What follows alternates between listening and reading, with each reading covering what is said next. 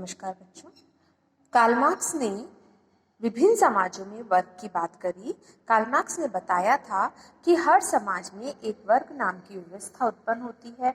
उनमें धीरे धीरे दो वर्ग विभाजन हो जाते हैं।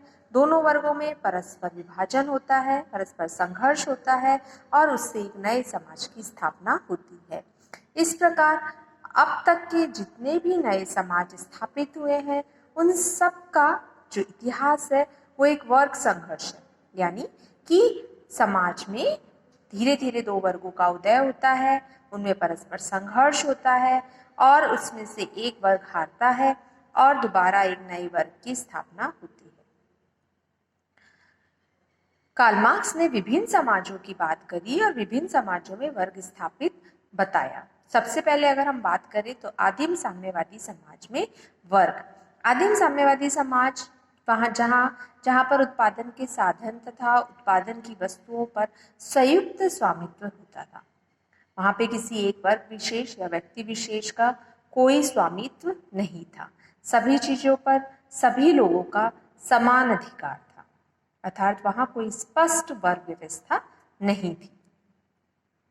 दूसरा युग दास युग में वर्ग आया।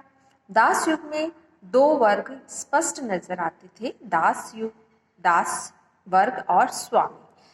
स्वामी दास वर्ग से पशु के समान कार्य करवाते थे।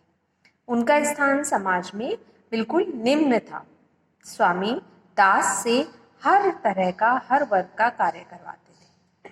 धीरे धीरे समाज में जब बहुत ज्यादा शोषण बढ़ गया तो शोषित समूह यानी दास युग ने शोषक समूह यानी स्वामित्व लोगों के प्रति संघर्ष उत्पन्न कर दिया और वर्ग संघर्ष उत्पन्न हुआ। इस प्रकार दोनों वर्गों में संघर्ष हुआ और एक नए समाज की स्थापना हुई जो था सामंतवादी समाज। सामंतवादी समाज की स्थापना हुई। वहां पर भी धीरे धीरे दो वर्ग बनने लगे, सामंत वर्ग और अर्ध किसान वर्ग। दोबारा दास युग के समान ही सामंत वर्ग जो था वो अर्ध किसान वर्ग का बहुत शोषण करता था। उनसे जमीन पे कार्य करवाया जाता था, उत्पादन करवाया जाता था, लेकिन इसके बदले में बहुत कम मजदूरी दी जाती थी। इस प्रकार अगर किसान वर्ग इनसे किसी प्रकार का कर्ज ले लेता था तो उस पर ब्याज की दरें बढ़ाकर सामंत वर्ग पूर्णतया अर्ध किसान वर्ग का शोषण करता था। इस प्रकार समाज में धीरे धीरे दो वर्ग उत्पन्न हुए, सामंत वर्ग और अर्ध किसान वर्ग। इनमें दोबारा जब शोषण की अवस्था चरम पहुंच गई तो परस्पर इसमें संघर्ष हुआ और एक नए समाज की स्थापना हुई जो था पूंजीवादी समाज।